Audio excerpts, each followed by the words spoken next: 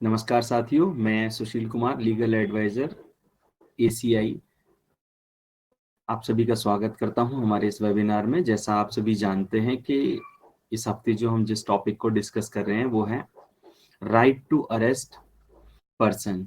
तो अब right to arrest person में कल जिस जिस बात पे हमने डिस्कस पॉइंट्स पे डिस्कस किया कि सीआरपीसी में section 50 subsection 1 right to know grounds of the arrest के उसको किस ग्राउंड पे अरेस्ट किया गया है, ऑफेंस ऑफ द अरेस्ट, जिस ऑफेंस के अंदर उसे अरेस्ट कराया जा रहा है, और प्रत्येक व्यक्ति को एज पर कॉन्स्टिट्यूशन भी ये राइट है, अरेस्टेड पर्सन को ये राइट है, आर्टिकल 20 ऑफ कॉन्स्टिट्यूशन एंड 20 का 3 जो है सब article 3 right to silent of accuse, मतलब कि यह भी एक्यूज का राइट है कि वो साइलेंट रह सकता है, जरूरी नहीं है कि उसको उसके खिलाफ कुछ कहना पड़े या फिर जरूरी हो उसको बोलना। अब उसके बाद चलते हैं, देखिए कि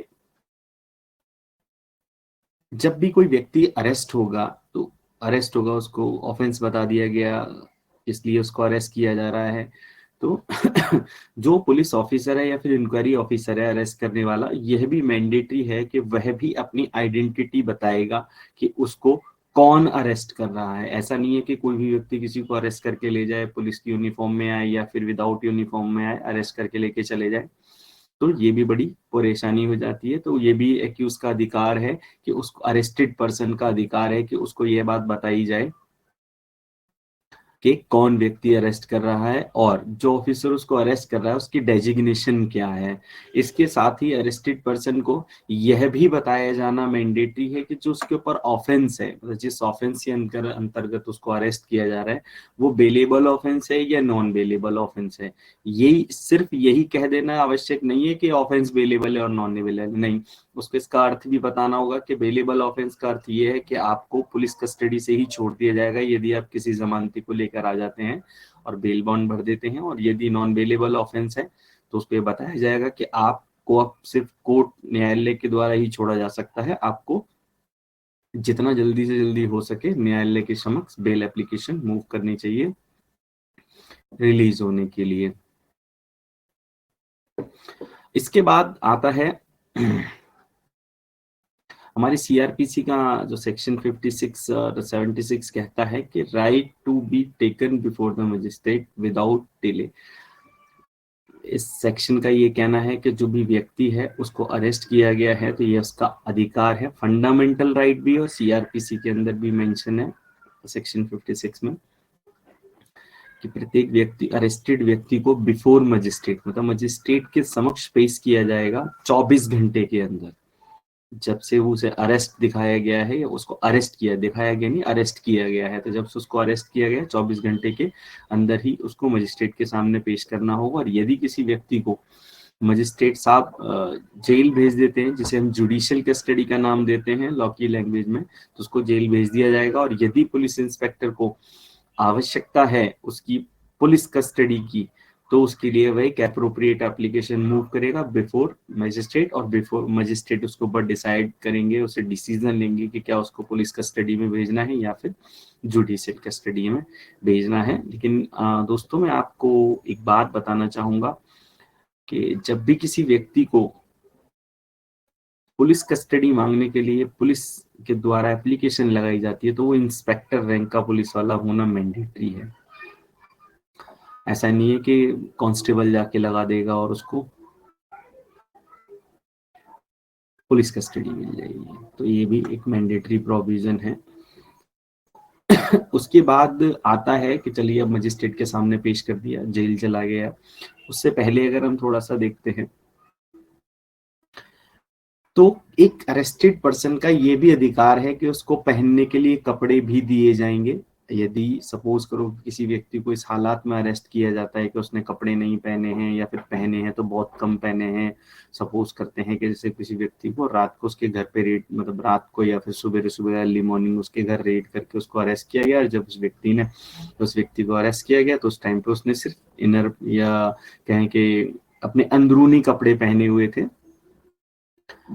तो उस स्थिति में, और मौसम अगर सर्दी का है, आदमी सोएगा तो रजाई या कंबल में, मौसम सर्दी का है तो ये भी उसका अधिकार है कि उसको प्रॉपर कपड़े प्रोवाइड कराए जाएं ठंड से बचने के लिए, अदरवाइज वो बीमार हो जाएगा।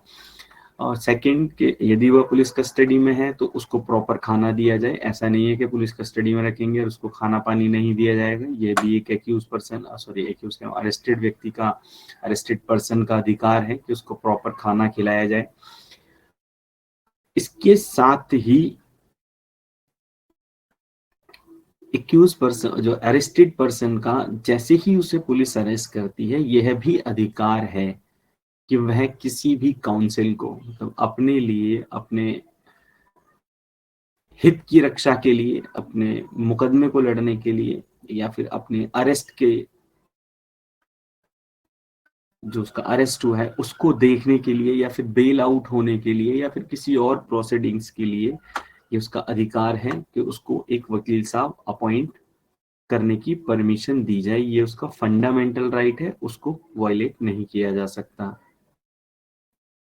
इसके साथ ही अरेस्टेड पर्सन का यह भी राइट है कि जो उसका ट्रायल चलाया जाएगा, जो मुकदमा चलाया जाएगा, वो विदाउट एनी डिले चलाया जाएगा और स्पीडी ट्रायल चलाया जाएगा। ऐसा नहीं है कि किसी व्यक्ति को अरेस्ट किया, वो व्यक्ति जेल में चला गया, अब उसकी बेल हुई है, बेल हो गई तो वो बाहर आ गया, सपोज करो उसकी बेल नहीं हुई है किसी भी कारण से, ऑफेंस हीनियस है, या फिर उसको कोई काउंसिल प्रोवाइड नहीं हुए, या फिर उसके लिए कोई बेल बॉन्ड भरने वाला नहीं है, अगर बेल ग्रांट हो गई है तो बहुत सारे प्रोविजंस हैं। यदि कोई व्यक्ति कस्टडी में है, चाहे वो जुडिशियल कस्टडी में हो या पुलिस कस्टडी में हो, तो उसके ट्रायल को डिले नहीं किया जाएगा। ऐसा नहीं है कि आज एक तारीख डाल दी उसके केस में, अगला गवाह बुलाया जाएगा जी 8 महीने बाद, 10 महीने बाद, तो ऐसा नहीं किया जा सकता। उसके ट्रायल को स्पीडी चलाया जाएगा। यह एक अरेस्टेड व्यक्ति का अधिकार है। अब इसके साथ ही दोस्तों, आज का जो ये हमारा चैप्टर है, right to arrest person part second, यहीं पे समाप्त हो जाता है। और मैं आप सभी से रिक्वेस्ट करूंगा कि यदि किसी भाई को, हमारे साथी को कोई रिक्वायरमेंट है लीगल क्वेश्चन करने की, तो आप प्लीज अपना क्वेश्चन मुझसे पूछ सकते हैं। धन्यवाद।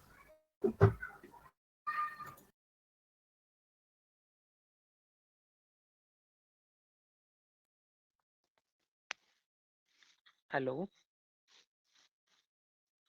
बहादुर नमस्कार नमस्कार। सर। नोटरी के संबंध में कुछ पूछना था बताएं।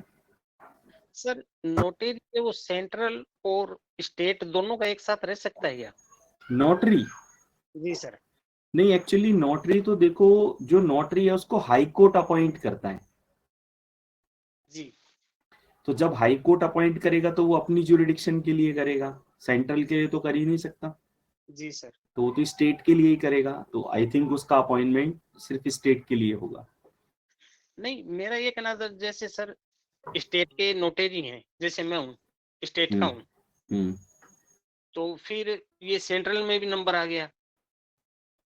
हाँ, तो आप दोनों जगह के नोटरी हो सकते हैं, उसमें तो कोई ऐसी परेशानी नहीं। क्या उसके अंदर जब आपको सेंट्रल का नोटरी का लेटर मिला या अपॉइंटमेंट लेटर मिला, उसके अंदर ये मेंशन है कि आप स्टेट के नोटरी नहीं रह सकते? ऐसा तो नहीं है सर, उसमें ये है हाँ, तो फिर आप, हाँ बताएं। कि नोटरी, स्टेट का नोटरी नियुक्त नहीं किया गया हो, एक शपथ पत्र मांगते हैं ना वो। हाँ, कि आपको स्टेट का नोटरी नियुक्त नहीं किया गया हो। नहीं किया गया हो, हाँ, तो इसका मतलब फिर आप नहीं रह सकते स्टेट के नोटरी अगर सेंटर के बिना। तो उसको सरेंडर करना पड़ेगा ना सर। बिल्कुल एक। सरेंडर करना पड़ेगा और एफिडेविट देना पड़ेगा कि मैं स्टेट का नोटरी नहीं हूँ। जी जी सर, ठीक। तो अगर वो क्लॉज है तो इट मीन्स आप सेंटर के तभी बनेंगे जब स्टेट से रिजाइन कर देंगे, जी जी या फिर अपनी जो नोटरीशिप है उसको सरेंडर कर देंगे बिफोर स्टेट। जी सर। थैंक यू जी। साथियों, किसी और हमारे साथी का, किसी भाई का सवाल प्लीज।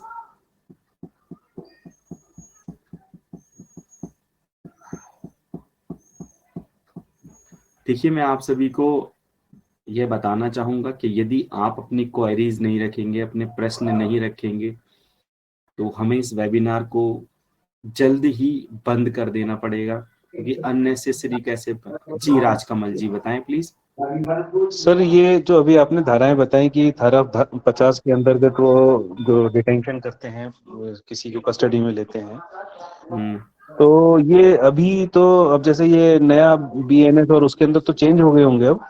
हाँ बिल्कुल, अब वो सब कुछ नया चलेगा? वो सब कुछ नया चलेगा, लेकिन 1 जुलाई से चलेगा। 1 जुलाई से चलेगा। सेंटर गवर्नमेंट का नोटिफिकेशन आया, आई थिंक 15 फरवरी या जो भी अभी आया था नोटिफिकेशन। तो उस नोटिफिकेशन के अकॉर्डिंग 1 जुलाई से ये सारे तीनों के तीनों लॉ जो हैं, जो नए लॉ बने हैं, ये एप्लीकेबल हो जाएंगे। मतलब 1 जुलाई अगर जून अगर 30 की होती होगी तो मतलब 1 जुलाई रात को 12 बजे से 1 जुलाई से चलेगा। अच्छा। हाँ, तो ये सबसे एप्लीकेबल हो जाएंगे। तब तक ये पुराना लॉ ही चलेगा। और इवन एंड अदरवाइज जिसका अरेस्ट बिफोर 1 जुलाई होगा या फिर प्रोसीजर जो 1 जुलाई होगा, उसका ट्रायल भी इसी के अंतर्गत चलेगा। ऐसा नहीं है कि वो ट्रायल दूसरे के अंतर्गत चलेगा। अच्छा, वो भी पुराने में ही चलेगा? हाँ, कोर्स पुराने में ही चलेगा। जिसके मतलब सपोज करो आईपीसी की धाराएं लगी हैं, तो फिर उस पे जो नई आने वाली जो हमारी जो भी कहेंगे, अभी मुझे उसका नाम एग्जैक्टली याद नहीं आ रहा है, तो उसके अकॉर्डिंग तो उसको पनिश नहीं किया जा सकता ना। ठीक है। हाँ, तो वो पुराने में ही चलेगा। ठीक है सर। थैंक यू जी। साथियों, किसी और का कोई सवाल? और आपसे रिक्वेस्ट मैं ये कर रहा था कि यदि आप लोग कोई सवाल नहीं पूछेंगे तो हमें इस वेबिनार को जल्दी ही बंद कर देना पड़ेगा, क्योंकि ऐसे खाली बैठने से कोई पर्पस सॉल्व नहीं होगा। सर, एक मैंने वीडियो देखा था एसीआई की मेंबरशिप के लिए, जी, तो उसके अंदर क्या फीस, क्या प्रावधान क्या है, मतलब उसमें? देखिए, एसीआई की मेंबरशिप के लिए कोई भी चार्ज नहीं है, फ्री कोई भी ऑफ चार्ज कॉस्ट है वो। लेकिन वो जो हमारी वेबसाइट है ना, उस वेबसाइट को मेंटेन करने के लिए सिर्फ वो 1 टाइम चार्ज ले रहे हैं, 100 रुपीज। ठीक है। ठीक है ना, तो वो मेंबरशिप का कोई चार्ज नहीं है उसके अंदर। नहीं, अब जैसे मैं इस ग्रुप से जुड़ा हुआ हूँ, तो क्या मैं मेंबर हूँ या मेरे को कोई और रजिस्ट्रेशन कराना पड़ेगा? नहीं, अगर आप मेंबर जब होंगे जब आप मेंबरशिप ले लेंगे। अच्छा अच्छा। हाँ, तो अगर आप उस ग्रुप में हैं तो हमारे ग्रुप के जो प्रोजेक्ट मैनेजर हैं, हनुमत लोधी जी हैं, एडवोकेट हनुमत लोधी जी, अगर आपको दिखता होगा ग्रुप में तो। अच्छा। व्हाट्सएप ग्रुप की बात कर रहे हैं ना आप? जी जी जी। हाँ, तो व्हाट्सएप ग्रुप में हमारे प्रोजेक्ट मैनेजर हैं हनुमत लोधी जी, वो आपको, और वो डेली के डेली भेजते भी है कि आप कैसे मैनेजर बन सक मतलब सॉरी कैसे मेंबर बन सकते हैं और मेंबर के क्या फायदे हैं। ठीक ठीक है। तो आप वहां से देख सकते हैं, और यदि आपको कोई प्रॉब्लम होती है तो आप हमारे वेबिनार पे हमसे पूछ सकते हैं। ठीक है सर। तो मेंबरशिप का कोई चार्ज नहीं है अभी एसीआई में। ठीक ठीक sir. Thank thank you you. जी। साथियों, प्लीज बताएं किसी और का अगर कोई सवाल।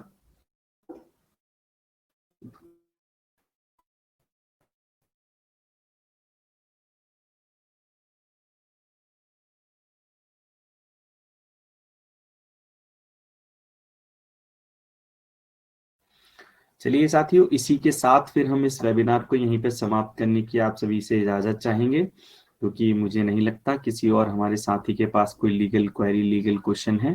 तो आज के लिए आप सभी का बहुत बहुत धन्यवाद। नमस्कार, गुड नाइट, शुभ रात्रि, जय हिंद, जय भारत।